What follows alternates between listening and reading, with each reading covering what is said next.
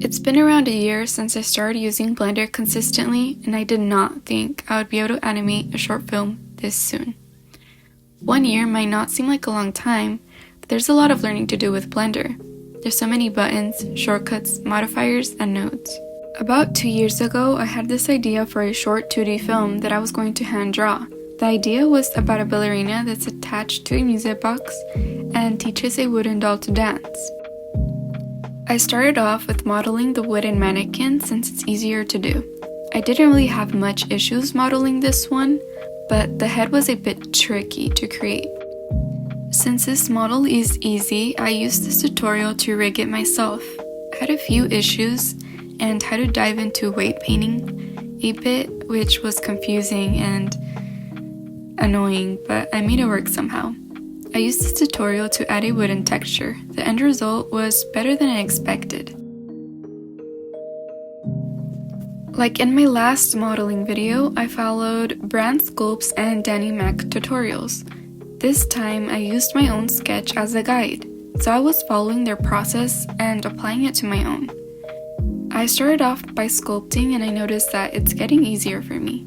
My anatomy is still not good and I will need to work on it more.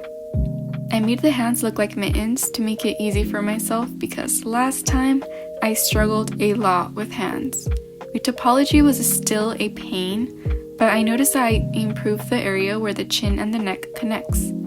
For this model, I used Rigify to rig. There were many issues with this.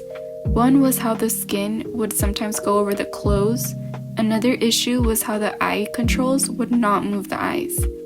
And lastly, whatever this is. I could not fix these issues, but I found other ways to manage.